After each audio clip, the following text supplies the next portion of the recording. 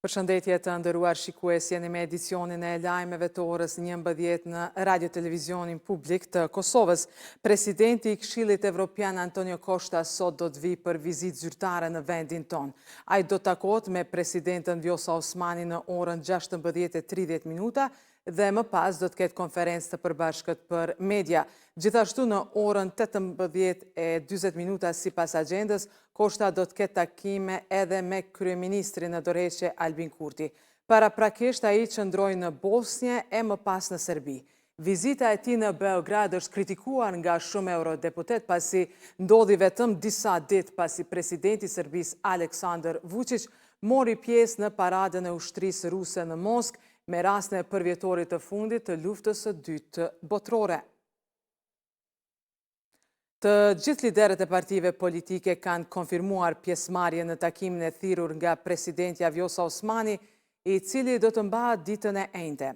E pas dështimit të konstituimit të kuvendit, njohësit e proceseve politike thonë se shpresat janë drejtuar të takimi i thirrur nga presidentja Vjosa Osmani.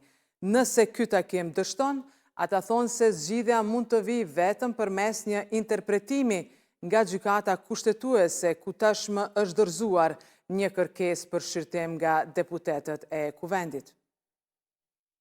15 përpjekje të dështuara të ligjvënësve për konstituimin e kuvendit të Kosovës. Njohës të proceseve politike thonë se tashmë shpresat janë tek presidentja e vendit, e cila të hënën nisi ftesat për një takim me liderët e partive politike më 15 maj.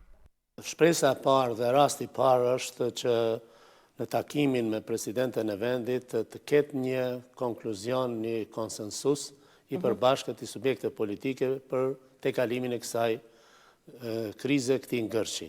Nëse kjo nuk ndodh, e do duhet ndodhte, të merrem vesh me zveti, me institucionet tona, me përfaqësuesit tanë, atëherë mbetet që gjykata kushtetuese sa më parë në këtë rast vërtet me efikasitet veproj për arsye të urgjencës që kemi. Një interpretim nga gjykata kushtetuese po e sheh si dalje nga blokada edhe njohësi i çështjeve politike Artan Muhaxhiri. Leadershipi i partive politike ka dëshmuar që nuk ka kapacitet për të gjetur zgjidhje, prandaj vetëm gjykata kushtetuese mund ta interpretojë nenin ku thuhet se vetëm fituesi mund ta propozojë një kandidat apo kandidate, por nuk e shpjegon se çfarë ndodh nëse nuk i ka votat e mjaftueshme. Pra pa u qartësuar nga gjykata kushtetuese kjo çështje, mendoj se blokada vetëm do të vazhdojë. Të hënën, AK-ja e dorëzoi në gjykatën kushtetuese propozimin që votimi për zgjedhjen e kryeparlamentarit të bëhet përmes formës së fshehtë, pasi thonë se është shkelje kushtetuese që në proces të votimit të ndërrohet forma nga e hapur në të fshehtë.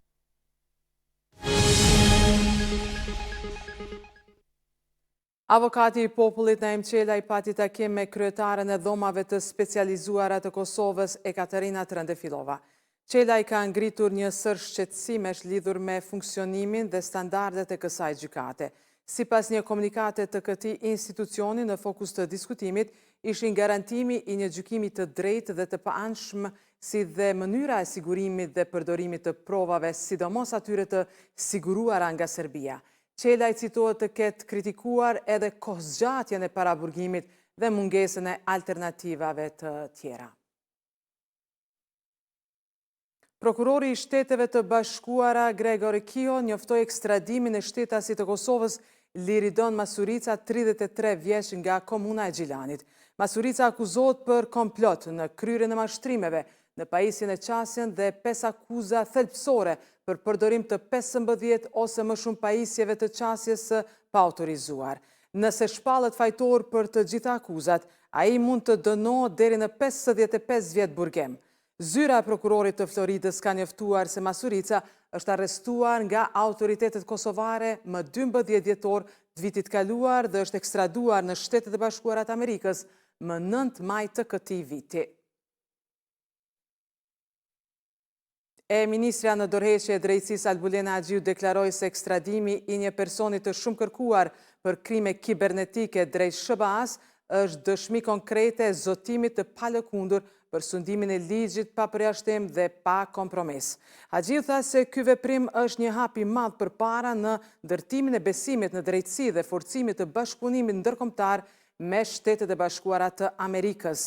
Ajo shtoi se ky është vetëm një rezultat nga hapat që po ndërmerr Kosova për të dëshmuar se është një vend ku krimi nuk gjen strehim.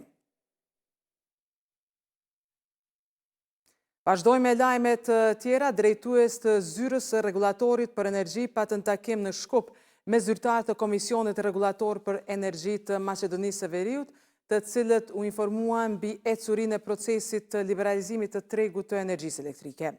Takimi u vlerësua të jetë konstruktiv me pjesëmarrje aktive të gjithë të pranishmëve, të cilët ndan pikpamjet, shqetësimet dhe rekomandimet e tyre për rrjedhjen e mëtejme të këtij procesi. ZRE afirmon për kushtimin e saj për të vazhduar me zbatimin e një procesi të hapur në mënyrë që liberalizimi i tregut të energjisë të sjellë përfitime për konsumatorët dhe për të gjithë sektorin energjetik në Kosovë. Kompania Rajonale e Mbeturinave Pastrimi njoftoi se për shkak të mospagesës së borxhit nga Komuna e Prishtinës në vlerë prej 2.7 milion euro, detyrohet të ndërpres ofrimin e shërbimit të grumbullimit të mbeturinave në territorin e kryeqytetit. Kompania deklaron se për më shumë se 5 muaj komuna nuk ka përmbushur obligimet financiare ndaj saj, pavarësisht kërkesave të vazhdueshme dhe paralajmërimeve të përsëritura. Në dhjetor të vitit të kaluar, Asamblea Komunale në Prishtinë me inicimin e PDK-s dhe me ndihmën e lëvizjes vendosje votuan për plotësim ndryshimin e rregullorës për mbeturina. Aty përcaktoi se arkëtimi i faturave për qytetarët e Prishtinës bëhet nga kompania Pastrimi dhe jo nga Komuna e Prishtinës, vendim që u miratua edhe nga Ministria e Mjedisit.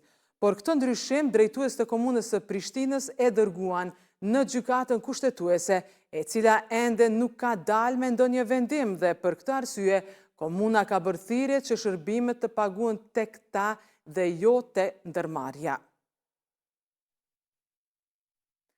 Ndrojmë temë. Sot bën 26 vjet nga masakra e Qyshkut, Zahaqit, Labjanit e Pavlanit. Masakra e 14 majit 1999 ishte vetëm njëra nga të shumtat që ka ndodhur gjatë luftës në vendin tonë. Presidentja Vjosa Osmani ka përkujtuar të rënët duke shtuar se sot nderohen civilët e pafajshëm, familjarë fëqin të vrarë mizorisht nga forcat e regjimit gjenocidal serb. Në këto masakra u vranë 44 civil në Qyshk, 17 në Zahaq, 21 në Pavlan dhe 13 në Labjan.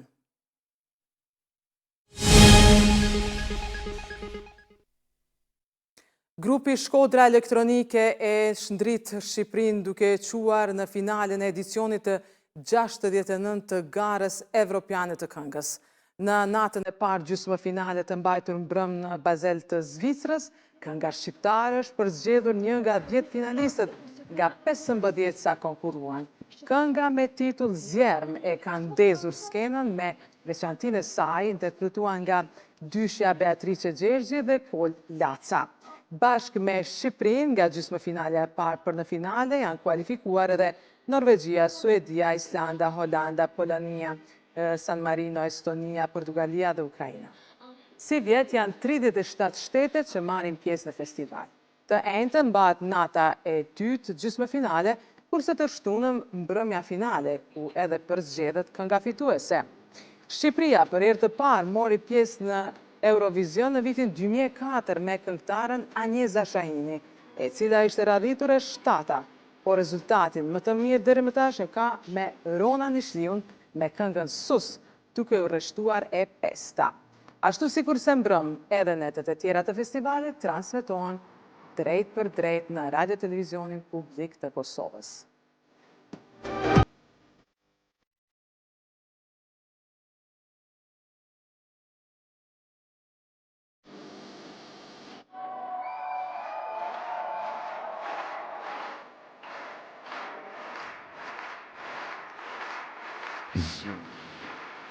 Torno privado ci pensare.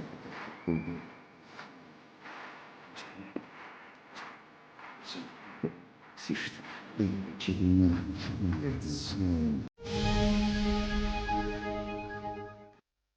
Presidenti Donald Trump e nisi udhëtimin në gjirin persik të martën me një njoftim të befasishëm se Shtetet e Bashkuara do të heqin sanksionet e kahershme ndaj Sirisë dhe një angazhim prej $600 miliardë nga Arabia Saudite për të investuar në SBA. Presidenti Amerikan Donald Trump ka takuar presidentin e përkohshëm sirian Ahmed al-Shara në Arabinë Saudite këtë mëngjes. Takimi I shkurtër erdhi pasi SBA hoqi sanksionet kundër Sirisë. Trump tha se masa është krijuar për t'u dhënë atyre një shans për madhështi. Presidenti turk Recep Tayyip Erdogan mori pjesë në takimin SBA Siri nga distanca, sipas raporteve në Turqi, ndërsa princi saudit I kurorës Mohammed bin Salman raportohet se ishte gjithashtu I pranishëm. Duke folur në një forum investimesh në Riyadh, Trump tha se po vepronte sipas një kërkese për të hequr sanksionet nga sundimtari de facto I Arabisë Saudite, princi Mohammed bin Salman. Lëvizja përfaqëson një ndryshim të madh të politikës SBA.